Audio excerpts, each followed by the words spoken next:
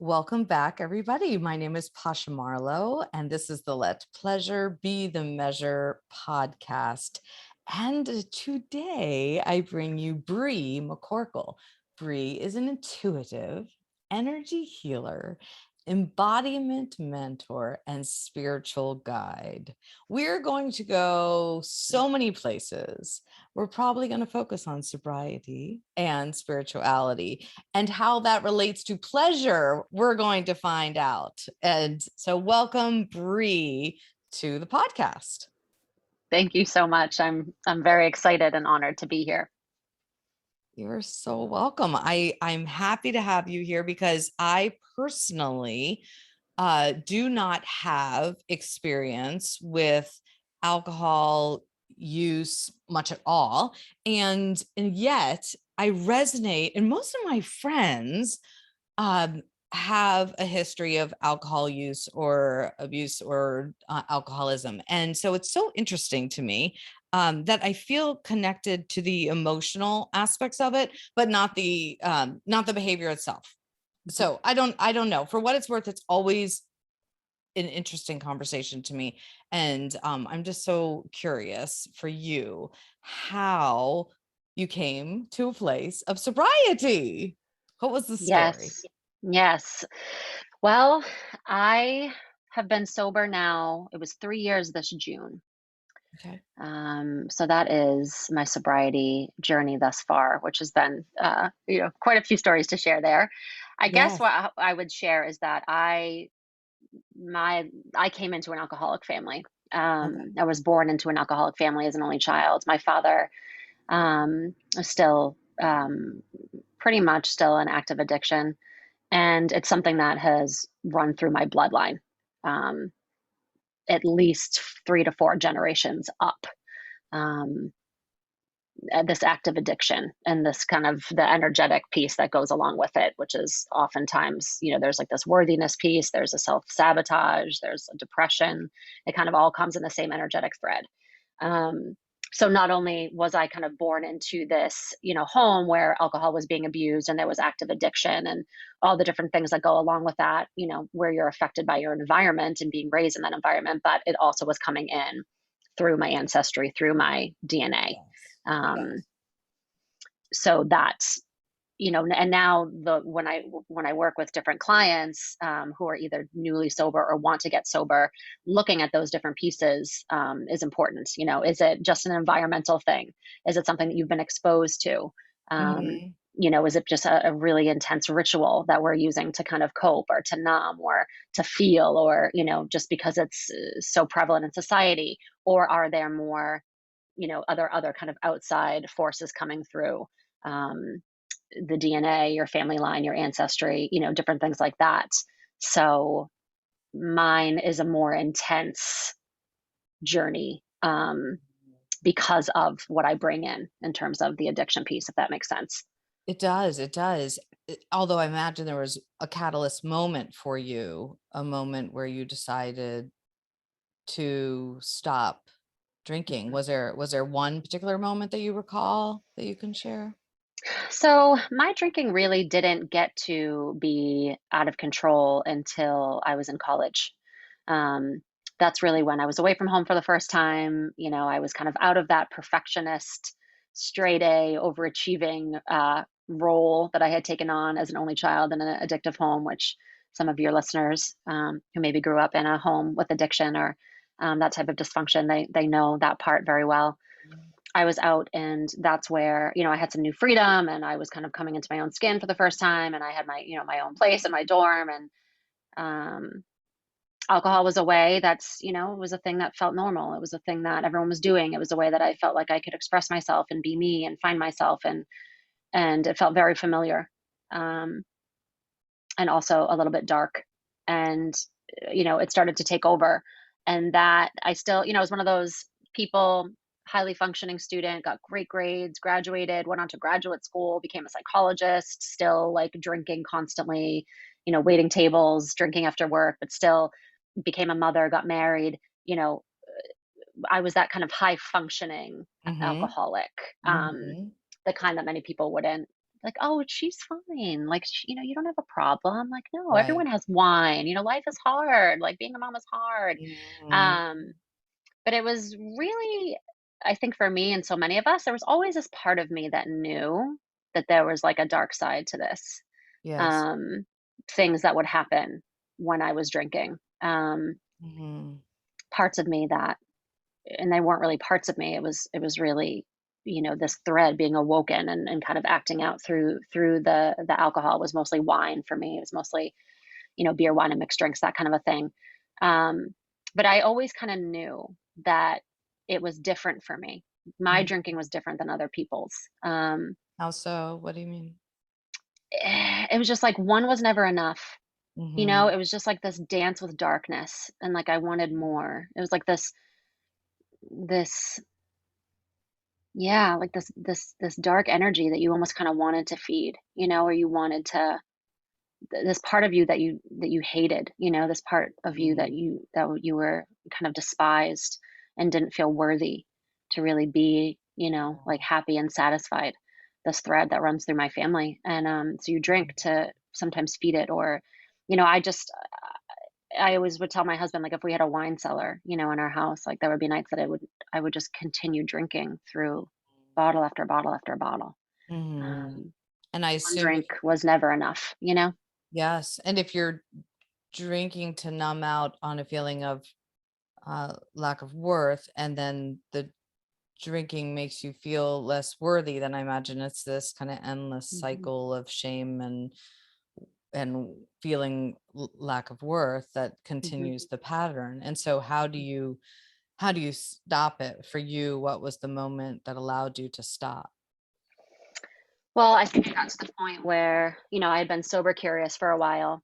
Mhm. I started to really deepen into my spiritual work, not only for myself, but in my work in the world, doing some deep healing. And it's like it just became more and more clear every day that drinking wasn't serving me, that Mhm. alcohol was literally pulling me off of like my life purpose, and I was just like repeating the same BS Mhm. and like keeping that energy alive in my own family, like the stuff that I had gone through as a Mhm. kid and like with my dad.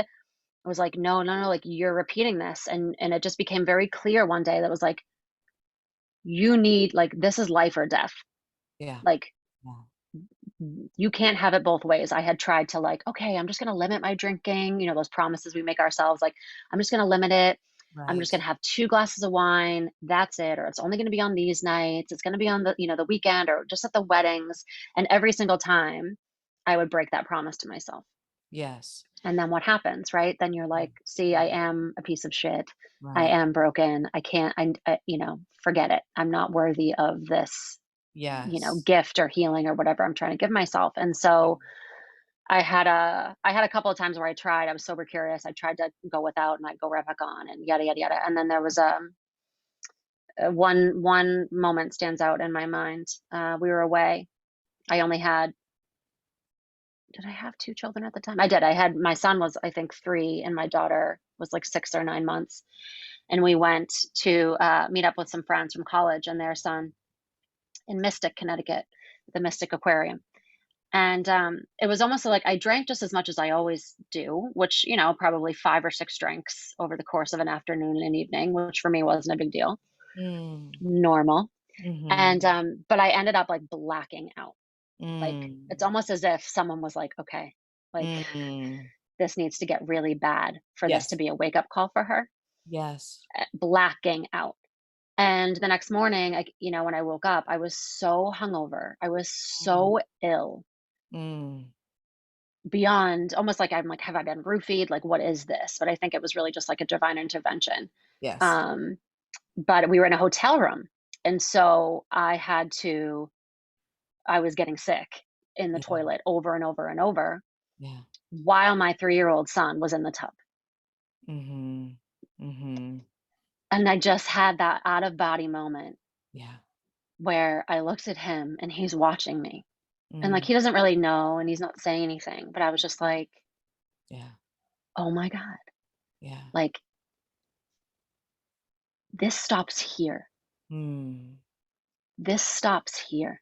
Like, Mm. I was my father in that moment, and he was me. Yeah. And I was like, no more, Yeah. no more. Yeah. And I continued to be sick the rest of that day. Uh, finally was able to shower, get in the car, and go home. So much shame. Yeah. But at that point, it's like the shame is this coat that you've worn forever. So you're just like, I'm used "Ah, to I it. hate myself for a little while until I promise myself I'll never do this again. And then 2 days later, what do?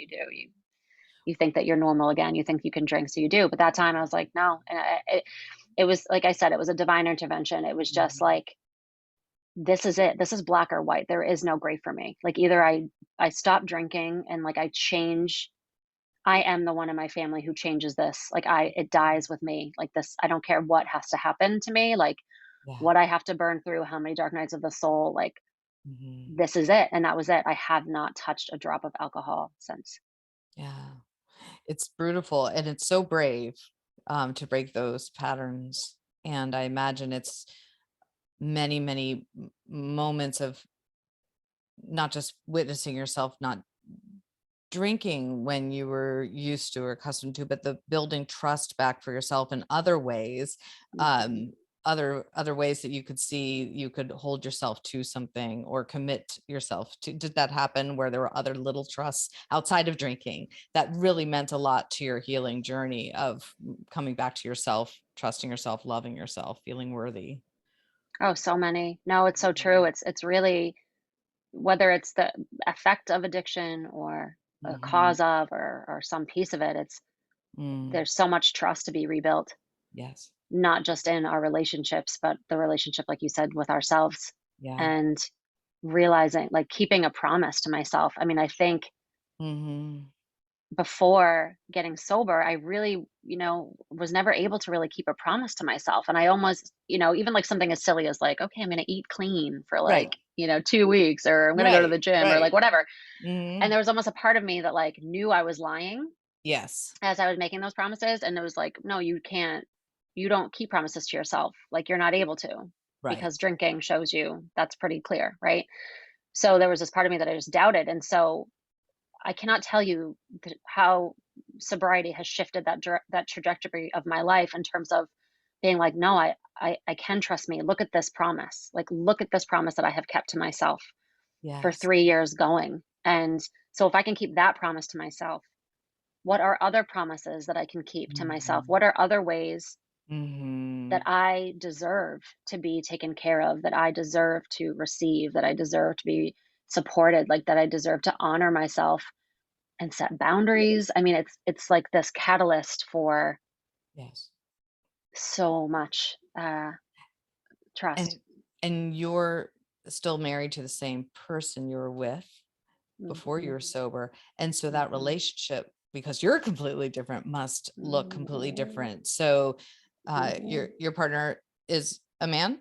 Yes, he is. Okay. Yes. So he Mhm, has evolved and adapted to your sobriety. That must have been a challenge though too, just to navigate new patterns of interaction, new patterns of numbing or not numbing, and mhm, sobering in all the ways, mhm. metaphorically and physically.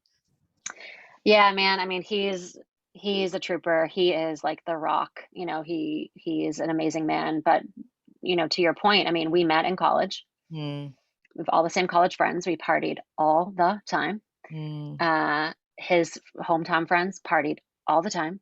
My mhm, hometown friends partied all the time. Like, that's what we did. Like, that's what I thought life was mhm, like, doing the things mhm, and then making plans with friends for the weekend to mhm. drink. And so that's how we lived our lives for a very long time, like close to what, like 11 years, Mhm. 12 years. Um, No, longer, because I'm gonna be 40 this year, and I'm just sober 3 years, so we're talking like 17 years of ritual and Yeah, pattern and way of living, right? Um, all different. I was always the one, though, like, my husband doesn't, he enjoys drinking, he enjoys socializing and having a drink. He still will drink now. He doesn't really drink at our home. I'd say Right. once a month he'll have a beer, like, if we're grilling or something. And I feel safe with that. In the beginning, that was really hard. Okay. Um, but back in like our relationship, I was always the one that was like, "Hey, I got a bottle of wine." Like, "Hey, like let's cook and have a bottle of wine." Hey, let's watch TV and have a bottle of wine. Like I was always kind of like the catalyst or the initiator, and he Mhm. was just like, "Sure." So for him to go to being like a sober household for the most part, it's okay because he's like, "I never really needed it, babe. Like I don't Mm. need it. I don't crave it. Okay. Like I just did it to be social and to be with you, and I enjoyed it, but it's okay without it." So that part was, I guess, easier on him. Um, but yeah, like I mean, I found a entry that I wrote on Facebook or on my Instagram from when I was first sober the other night when I was looking for a quote, and man, I mean, I went through at least 10 to 20 dark nights of the soul. Um, just dark depression, like the peeling away of old stuff and wounds, and just like that deep healing process of getting all that out of my body. And Yeah. um, I mean, it was raw and rough, and he, he witnessed that all, and it was just stuff that he could never understand unless you're in active addiction, unless you understand what that's like. No, Yes. you can't understand it. Mhm. And it changed like one of the most powerful things about alcohol is like the rituals that it creates. Um, how our society is so dependent on it and tells you that you need it to go to Right. brunch, go to a wedding, go to a Right. party, go to a cookout. I mean, it's literally like this glue of our society. And it's really bizarre when you stop drinking, when you see how intense like Mhm. the propaganda Right. you tell someone that you quit smoking or you quit crack or, you quit whatever. And they're like, "You're amazing. You're so brave." And you tell someone you're sober and they look at you like you have like three heads. Like, Yeah, and what? it's hard to be potentially the only sober person or sober couple at a party or an event. There's Hmm. this huge disconnect, and often I feel quite lonely in the experience, kind of witnessing everybody else seemingly having fun, Hmm. and then me standing in my decision to not drink, and in many ways wishing there was a way I could bridge that and get to that Hmm. place of socialization and fun and engagement and freedom and looseness without it. But there's that the gap is too wide sometimes. So I Hmm. just usually leave parties Hmm. Hmm. because it's so awkward. Do you have that experience, you and your husband, with the circles of friends and maybe Hmm. family that you used to party with, and now Hmm. if you're the only sober couple there, how does that work when the patterns continue for the other people? Hmm. Hmm. Yeah, I mean, it's interesting. I think in the beginning it was really hard, and I almost knew that it was going to be too hard and I was too raw and vulnerable. Mm, So like in the beginning I didn't go to certain mhm, places because I knew I would be pulled offline. I would like have to explain when I didn't have the mhm. words. Like I was not fragile, but like I set that boundary, and I know I needed that like sacred space to like to heal and do what I needed to do so that I could emerge stronger. Yeah. Um like I was laughing when you were describing it because sometimes I'm like, God, should I just like, I want to just like, pick up smoking again, or like, can I get like flower cigarettes, so I can at least like have something to like, like something to hold, but I'm like, why? Like you were saying, why do we feel like we need something Exactly. outside of ourselves to feel comfortable and to like make a Yes. connection? Like that's so false, right? And you see the illusion of Absolutely. that, but there's that, we have that human desire just to connect and to be seen and to be a part of a group, right? Yes. And it is it's something, the energy of being sober and watching Mhm. people become intoxicated Yes. is one experience, and there's also an experience for the people who are intoxicated watching, knowing a sober person is there. Yes. And I was the person who at the party like would constantly be refilling your cup Mhm. because I wanted you to be just as drunk as me Mhm. so that Mhm. you didn't see my Sure. imperfections, that you didn't see, you weren't able to be like, "Oh god, remember Brie last night? Like, what was she doing? She was gross." I didn't want that, so I want everyone to be on the same wavelength. So I think it is an interesting dance, and I try to give grace um, to the people that are still in my life. There were a lot of relationships that fell away. I was wondering if you lost people along the way, I would imagine. Yeah, How can we not? yeah, for Mhm. sure. I mean, it's one of those Mhm. things you're like, won't everyone be so proud and happy of me when they hear I'm Mm. sober? Like, no, no, they're Yeah. not. Mhm. And the people who are uncomfortable in their own drinking, Yes. perhaps, That's what's good. they feel attacked, I Yes. mean, you're like, "I'm sober," and they're like, "Well, my drinking's fine," and you're like, It's not about no you. one's talking about your drinking, but clearly Yes. there's an issue here that you need to sort out, that's on you."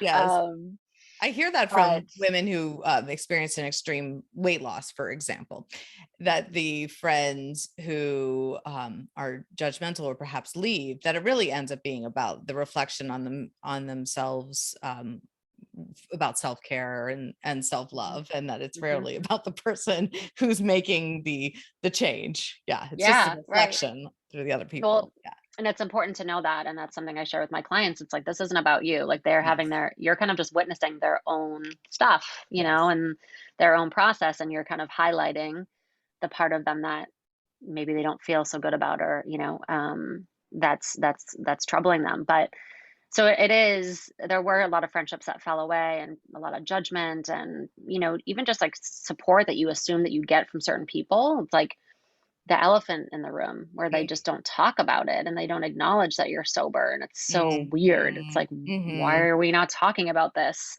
I've never Mhm. really had a problem from the beginning. I think it was like day 60 or something like that. I just knew, like, I need to hold myself accountable, and I need to be seen in my sobriety. So I literally came out, I think, on day, like, I don't know what it was. It was like in the first couple months, and was like, I'm committing to a life without alcohol. Here's the post. Here's like my why. Here's the deal. Mhm. Because I didn't want to be able to hide and like wiggle out of it.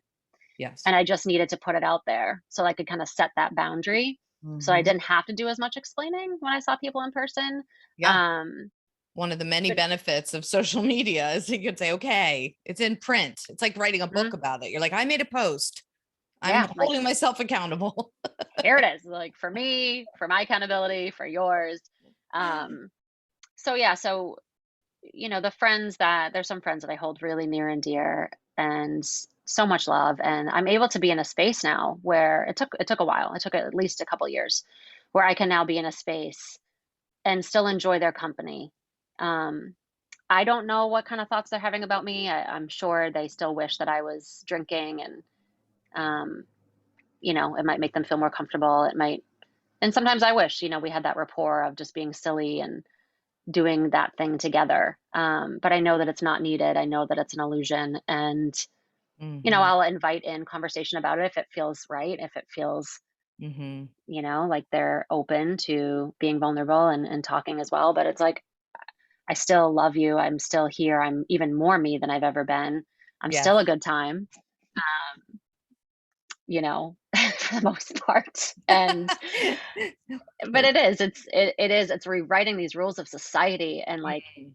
every time you go into a new situation or a new party or a new event, like, you may come into contact with people who question you or don't get it or have judgments. But I find that, like, if you can get really rooted and feel really good and like solid in your sobriety and like your choices, it's like it almost creates this force field around you where, Yes. like, I don't really have that many snags. Like, I don't really have kind of issues come up around that because I think I'm really solid in it and who I am. Mhm. Whereas some of my clients who are just starting in sobriety and really insecure and don't want to talk about it and don't want to explain, and like will take a drink if someone offers it to them.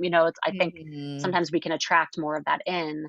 Mhm. Don't have that firm kind of energetic Yes. boundary around us. So And I imagine if you're not numbing out as much, that you're feeling more, and in feeling more, that comes with the joys and the high highs, but also the low lows, because you mentioned darkness. So mhm, even though you're sober, I'm sure there is still that darkness. I know for me, I feel that I live in a place where I resonate with the darkness more than I resonate with this high vibration that happens at mhm, parties, that feels inauthentic given mhm, what's going on in the world. mm. So I'm just wondering how you've been able to navigate the extra feelings and the extra emotion that I'm sure comes with the lack of numbing out.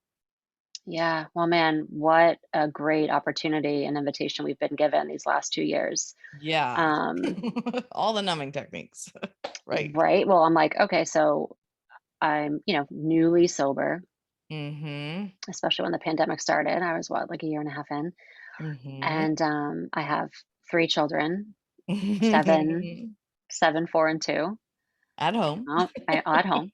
Everyone's I home. have my own business. We moved into this 200-year-old farmhouse, needs all these repairs. Like, it was just like the amount of hairs, on my chest that I've grown in these last 2 years. It's Yep. incredible. And it was just funny, even joking around with some of my clients. I'm like, wow, we picked a real great time to get sober because, man, can I tell you, the amount of times that I just wanted to reach for something to drown out Yes. like the intensity, the Yes. chaos, the noise, the Yes. pain of mothering in a pandemic, like being a human in a pandemic, being a wife in a pandemic, being a friend, being a daughter, being an entrepreneur. Like, Mm.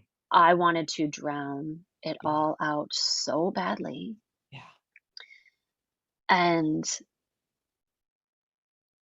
yeah, like just acknowledging that feeling, that craving, that desire to like make it go away Mhm. and to have an escape is so powerful, and to have that rise in consciousness and just watch that. And the beautiful part is that I've now learned is that with any craving, you think it's going to last forever, and we often give into it, like I still do with like candy or chocolate. I'm like, oh, like I'm going to want that forever. I need to stuff 80 of those in my mouth. But what I've learned is actually the craving passes, that intensity passes, and I think like even studies say like it's like 90 seconds to 2 minutes. Like it's like it comes, and then it's, if you just like sit with it and you don't stuff it, you don't try to hide from it, you don't resist it. Like if you just let it come and you just breathe and you trust where you are, and you're just like, tune into your five senses. What can I touch? What can I taste? What can I see? What can I feel? What can I hear? It's like it's Yes. like this wave that comes and it goes, and you're like, Yes. oh, I'm okay. I'm Yes. okay. I'm here. That's the same technique I use during a panic attack, which almost feels the same as this Hmm. deep craving for chocolate or sugar. I got to crunch something. I got to eat something. I got to numb this out. Hmm. And that sense of that you said 90 seconds, which is actually really good. I always thought it was 20 minutes for a craving to release. Mm, So somewhere between 90 seconds and 20 minutes to mm, sit with that pain and then to move through it mhm, mhm, and literally move through it.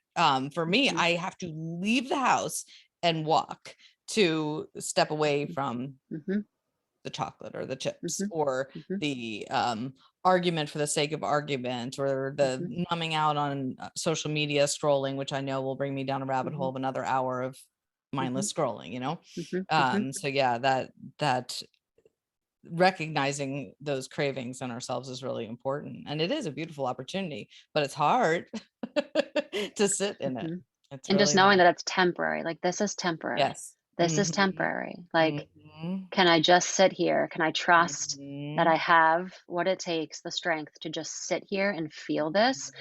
Because Mhm. that's where, like, when we allow ourselves to feel, it's like we're allowing things to come up and out. Like, it's like, can you let it come up, and can you let it leave? When we resist it, when we Yes. stuff it, when we try to hide from it, or when we pour more shit onto, the wine, the stuff, it's like when then we're feeding it, and we're Yes. feeding it and it stays. But if you can just sit and be in it, and don't go down into the victim pit, don't go into the wallowing, don't go into the woe is me, because then the grace can't find you. But if you just sit, like sometimes I literally, whether it's I get a craving for wine like I did Friday night when I was out with my husband, that was a surprise, or I'm like feel as an empath and a highly sensitive person, like how I get overstimulated sensory wise in terms of being home with 3 small children, Mhm.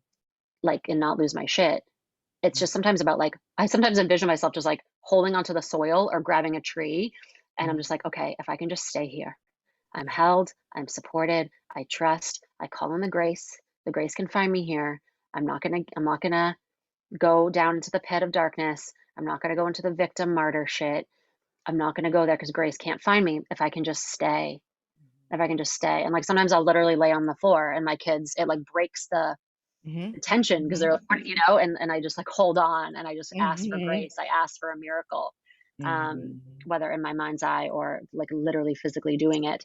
Mhm. Um, that has been a game changer, uh, for me. But again, it's like you talked about, it's that trust. It's that trusting that we are held. It's that trusting in ourselves. It's that trusting in something greater, a light, a love, a force, whatever you believe in. It's not about religion. Um, that making space for that to come in, and knowing that it can't do that if you pour in the substance. It can't find you if you go down into the wallowing and the suffering. It's like you have to be, Mm. it's that trusting and that staying grounded and that Mhm. staying rooted. Mhm. And on watching that happen, starting to notice those patterns of like, oh wow, the hair, the other night I was out to dinner with my husband and we went to this Italian restaurant. We hadn't been out together in a long time. We were sitting outside. There's a guy singing like Frank Sinatra. And I was like, I want a glass of red Mm. Something so about the music and being. badly. Mhm. Yeah. And I was like, and then that part of me, I watched it. Usually I used to think it was me. And now I know it's not me. It's just this part, this little addiction, like, this little thread that comes down. And I watched it and I was like, yeah, you can have just one. Red wine is so healthy. Like, it's delicious. Like, what a beautiful ritual for with you and your husband. So romantic. It was like all this chatter. Yes. And I was just like, but I like, it wasn't me. And to be separate from it and just watch it, like in the seat next to me, I was like, oh yeah, you are making a lot of sense. But like, no, like I just know how this goes. And so I'm just going to like let you sit, be at the table, Yeah. feel how you want to feel. And I'm just going to sit here and breathe. And I'm going to order a seltzer and eat like a loaf of bread with some oil and just wait and see what happens. And if in 20 minutes from now, like this is still going on, or 5 minutes, like we'll check in again. So, and it moved through Did you and it say it out passed. loud to your husband that you were having this Hmm. craving? Did this conversation you talked about the Yeah. I was like, I conversation you were really having with want a yourself? glass of fucking red wine. Holy shit. And he was Mm. like, well, I was going to order one. And I was like, Please don't. Yes. don't do it. Yes. Can you Yeah. get a Peroni? Like, I don't care about Peroni. Can you get a Peroni? But it's so humbling because I haven't thought about booze or had a craving in months. Yeah. And then there it is Mhm. in a Mhm. different clothing, a different wolf, a wolf in sheep's clothing. Like, Yes. no, like this is romantic. This is this. And we always have the power of free will and, Mhm. power of choice.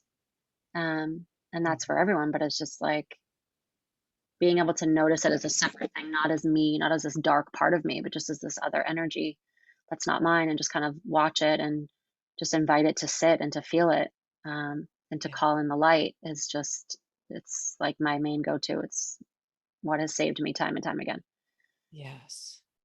And is that easier to do, I'll say in daylight? And that's just because my perspective is once nighttime comes and once I try to be in bed or in intimacy or in sleep, pretty much everything falls apart. My normal Mm, defenses fall apart. And so I find it harder in these moments of vulnerability. I'll talk about intimacy and sex for a moment for myself, that the normal grounding techniques that I use during the mhm, day or when I'm with people or when I'm out in public or when I'm doing things in service to others, or my exercise or my yoga, it works then. But then, because of past traumas and these mm, karmic patterns that we live with, then it's harder to get to that place of grounding. And I often betray myself at those mhm, moments of mhm, night and darkness mhm, um, and then of course it cycles. For me, my mhm, addiction is sleeping medicine, so I do mhm, mhm, understand addiction, and I haven't been able to sleep without it since 2001 due to mhm, a trauma, and I'm mhm, terrified to sleep without it because I just know I don't want to face the mhm, demons. So I know I'm throwing a mhm, lot out there, but I wonder for mhm. you if the nighttime is harder than the daytime, or if moments of intimacy are harder to feel grounded Mhm. given the past traumas that you described. So answer your last question first. So yes, intimacy, sober intimacy is challenging, for me, um, especially after becoming sober. It's Mhm. increasingly challenging. Mhm. Um, the time of day, actually, I feel like the night for me with intimacy is the space where I actually could hide more. Mm. It felt like a cloak, like an invisibility cloak I could slip on and Mm. kind of be half hidden, not be fully seen, not be fully exposed, not be fully vulnerable. So I Mhm. almost feel like for me, the darkness was a way to hide and Mm, make me feel safe, which is an illusion, right? mhm. Um, so what I'm seeing, and I don't know if it's okay to speak for what I'm seeing, something that Please, they're please. showing me for you is that to almost like to go in, I'm seeing this like purple light, this purple thread coming from source, divinity, the goddess, God, whatever you want to call it, but almost like there's this inner light that is coming in and almost going down like your shishimna, um, almost kind of like an umbilical cord. And it's like there's this light, this beautiful purple glowing hue that is there for you, that is available for you. Like that there may not be the light of the day.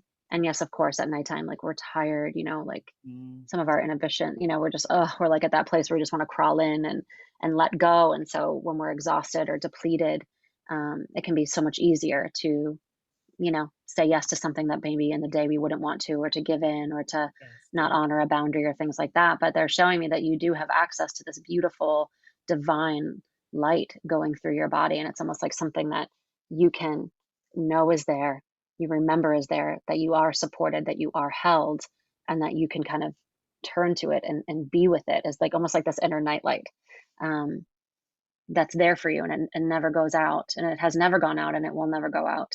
Um, to turn and be held in that light by this beautiful, it's like this gorgeous, it's like almost the color of the seventh chakra. It's like this mm, beautiful violet, almost like kind of an internal flame.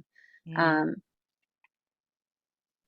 but I think that knowing where our quote unquote weak spots are, I don't like that term, but it comes to mind, and kind of like being intentional around that.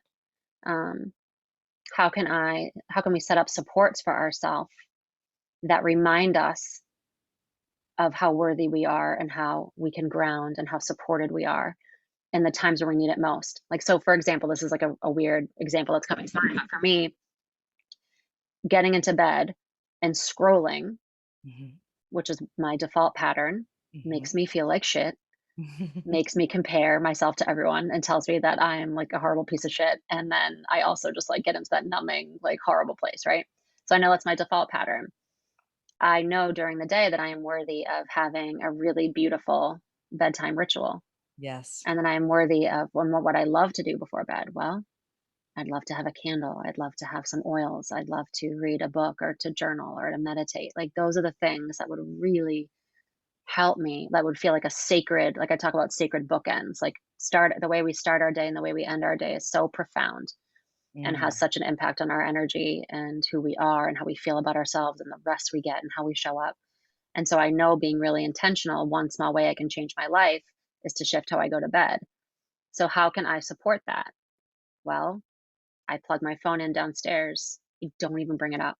Like yes. there's no way that thing is coming into my bedroom because if it does, I'm going to go on it. And I also set up like this little mini altar, on my bedside table with crystals and oils and a beautiful, flower and candle and a little journal. It's like, so I see that I go into my space and I see this invitation of who I am and what I'm worthy of and how I want to feel. And it's right there. Do I always choose it still? No. But like the odds are better, Yeah. it's like 75% of the time. Yes. So kind of, knowing those places where we feel vulnerable and sitting during the day, a time when we do feel strong and grounding in and ask like, what could this look like? Like, how could I, really support myself in this time? And what kind of supports do I need? And what would feel really nourishing? What would feel really beautiful? Is there a ritual that could hold me here that I Mhm. could trust instead? Or how do I dip my toe in? Um, Not needing it to be fixed or perfect, but just like opening to that kind of a Mhm. shift, or remembering that you're worthy of honoring yourself and doing things that feel really good has been helpful. Good. Yeah, it sounds like you have a beautiful practice. And thank you for allowing the spirit guides to come through you with the imagery of the purple light, which I adore. And I will hug Mm. on tonight. I'm having a hot flash. Can you see that? I'm like getting really glowy and drippy. I'm melting in front of You you. just look fabulous. You just You look talked, radiance. yeah, you were talking about the purple light, and I was imagining it. I'm imagining like this light coming down the crown of my head, and all of a sudden I'm like, I am Woo! fire, I am light, I This light is heating me up. So it was speaking to me. And so Turning yes, something off, releasing it something. Yeah. was, it was, Bye-bye. yes. So I'm letting go some Mhm. some past traumas and limiting beliefs, I'm sure, as we speak. And maybe you avoided the question purposefully, but about sobriety and sex. Mm. Mm. Mhm. Mhm. So Mhm. for you, is sobriety is sober sex Mm. still like still a final frontier, if you want to call it that?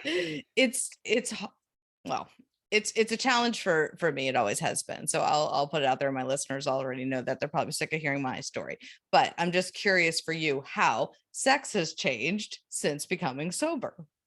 Oh boy. Yeah. No, it's still very much something I'm navigating. But I do enjoy talking about things as I'm navigating them. I think we can lose so much wisdom and intimacy when we feel like we need to be on the other side of something before we talk about it.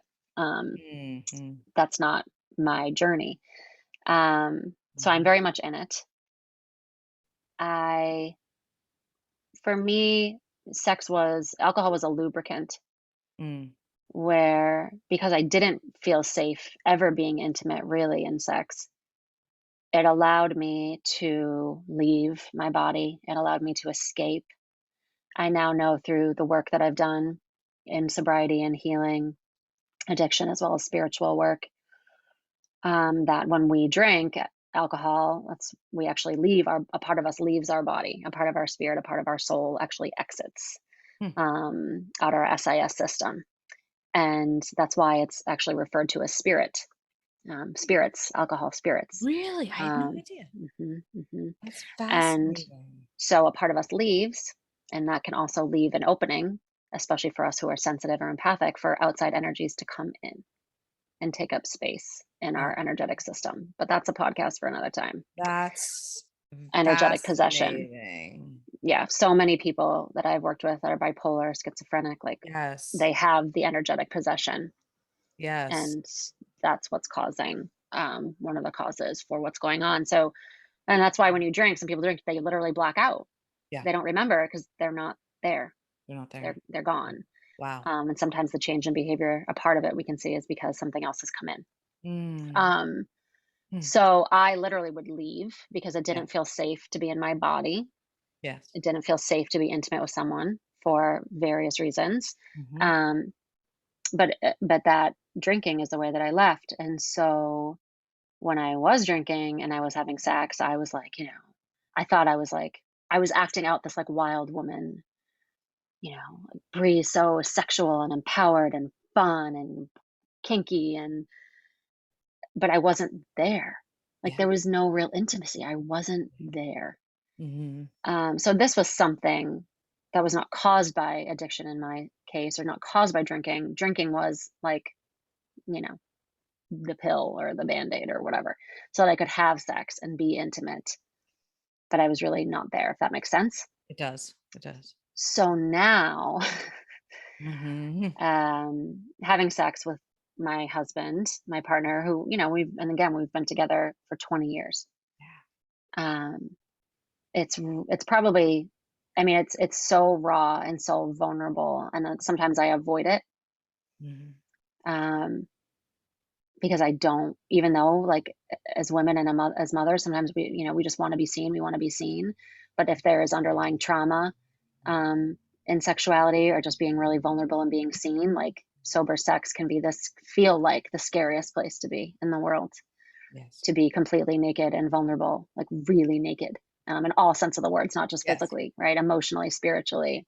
Yes. Um, so it's something that we're still navigating. We're seeing a counselor again who's amazing and does incredible work with us. And I've Good. done work on my own trauma, sexual trauma, sobriety. I mean, not only do I work as a healer and heal women and as an intuitive, but I have like 4 or 5 teachers and mentors that I work with to Mm. help me heal my inner child, pelvic floor work.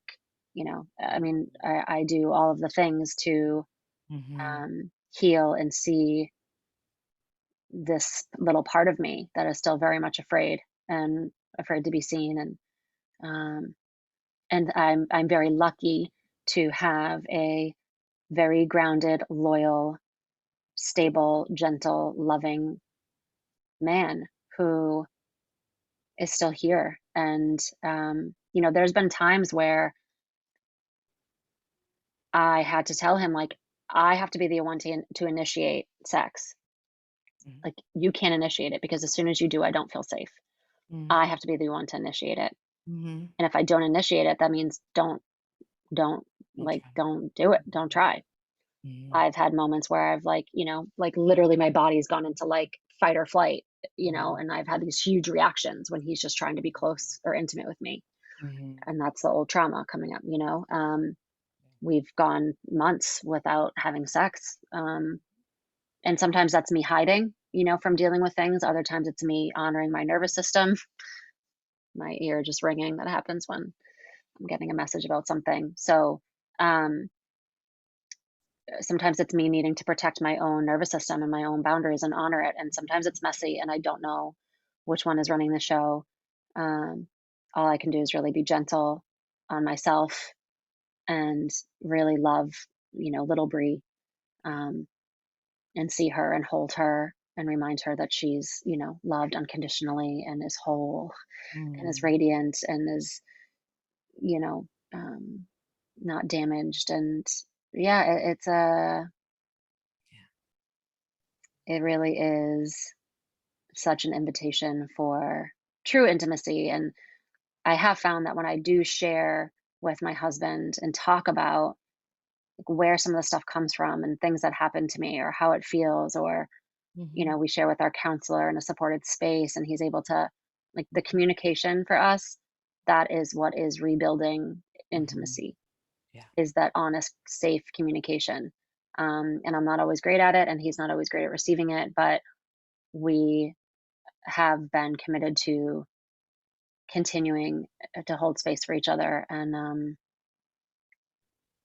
yeah, I mean, I really look forward to a day in this lifetime where I can be my, full, wild, empowered, like divine feminine, fierce goddess, like lover, and Yeah. really be in that space with him. I will say, if even he's had one sip of beer, I still can't be intimate with him. Okay. If he's had any drinking, it's like, nope, can't, Mhm. like, I can't. So in order for me to feel safe, um, Mhm. with him Mhm. intimately, he has to be completely sober as well.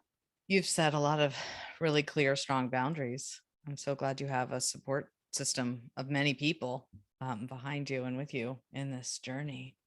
Yeah. And Yeah, yeah. especially your husband, who I'm sure is on his own healing journey and evolution, expansion in all the ways. Yeah, Hmm. that's a beautiful love story. Thank you. Thank you Yeah. for, I think sometimes we miss it, and Mm, I feel like sometimes I am this force, mm, that just like can run him over. And he's just been holding so much space and ground for me and mm. solidarity. And um, I hope that in this lifetime, if not the next one, that I get to hold that space and be that grounding force for him as he changes and, goes through this, because I feel like my turn's been really long. So I appreciate you seeing beauty in our love story. It's important for me to see that too. Absolutely. I'm sure it goes both ways in perhaps many smaller cumulative ways from his perspective. I know for you it feels like one big ask, that you've been asking of him, but I'm sure every day there's beautiful gifts that you give and receive for each Here's other. hoping.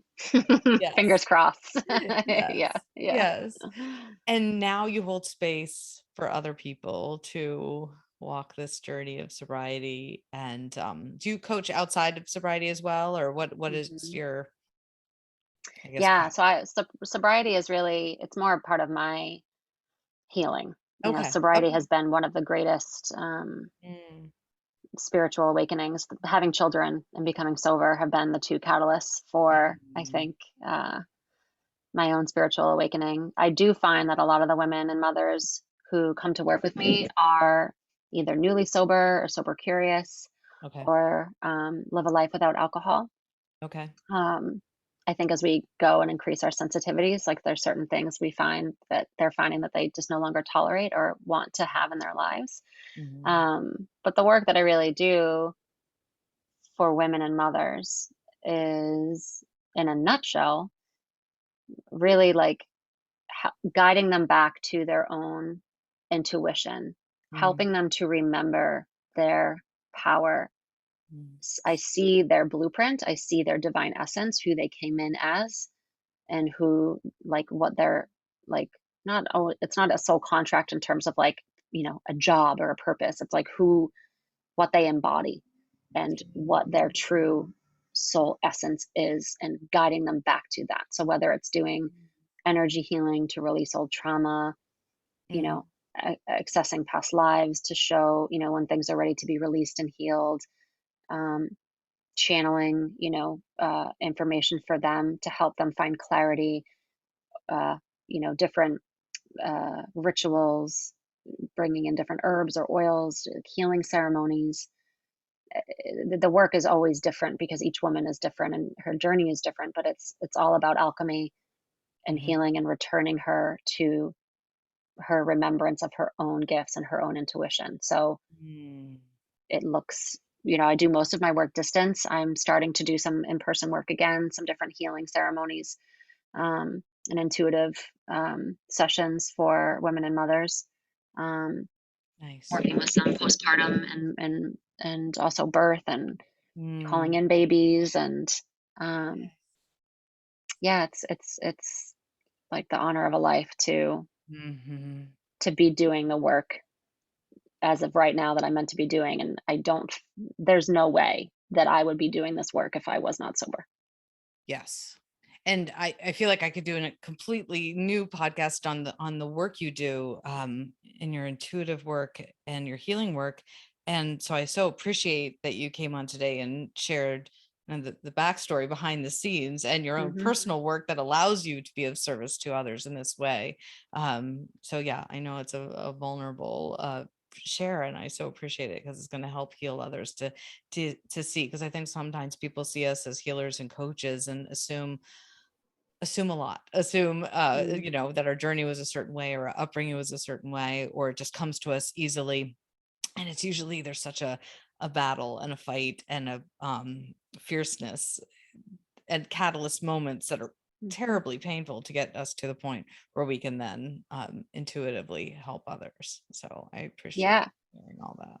Well, and that's why I resonated with you so much, your authenticity and just being so open and the vulnerability. I mean, that's like, we're humans. We're all humans and we're Mhm. all have gone through Yes. different trials and tribulations. And I've always been honest, and just, it doesn't, truth is just what I exist. It's all I see. It's all I know. And Yeah. seeing the truth in every person and seeing the truth in every situation. And Mhm. um, why are we not talking about these things? Why are we not talking about these hard parts of being a human? Why are we, Mhm. it's like I tell all my clients, I will disappoint you. Like, do not put me on a pedestal. I am a Right. human just like you.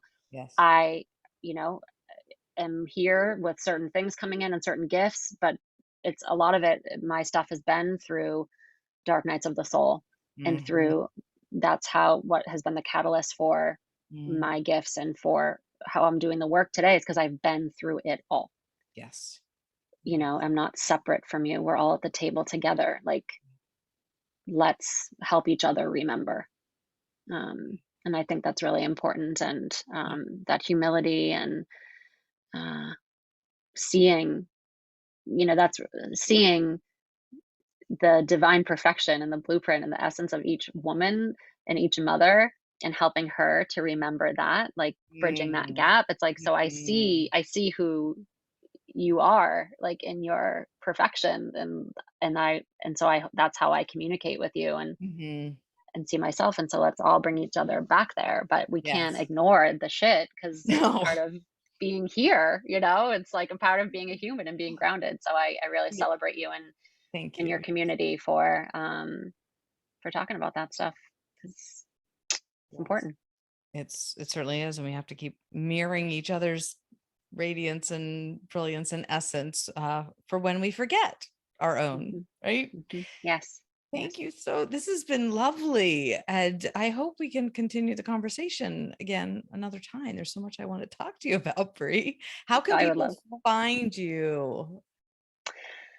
Well, I would love that. Mm, And they can find me on Instagram. okay. I'm Bri, BRI McCorkell. My website is www.brimccorkell.com. And yeah, those are the two easiest ways to find me. And I really looking forward to connecting and meeting with your people because they feel like my kind of people. I really. Absolutely. Absolutely. I already have images of the people who I think will reach out to you, and that this is speaking directly to the heart of them. So I'm so glad for those of you who are out there listening that this podcast episode found you at the perfect time. So thank you, Bri, and please reach out to Bri. I'll post in the show notes, of course, all the different ways and all of Bri's links. And then if you'd like to continue the conversation with me, I love hearing from you. In the podcast links, there's a free coaching call through Calendly. You could use that, or you could just DM me or reach me through email, pasha@pashamarlowe.com. But I'd love to hear your thoughts. And if you enjoyed this episode, please consider reviewing it and sharing it, and helping maybe others in your friends and family circle to tap into their deepest intuitions and knowings, and maybe come to a place of heightened awareness and groundedness. So thank you so much, Bri, for being here, and Thank we'll you for talk having soon. me. Yeah. Mwah. Bye. Bye.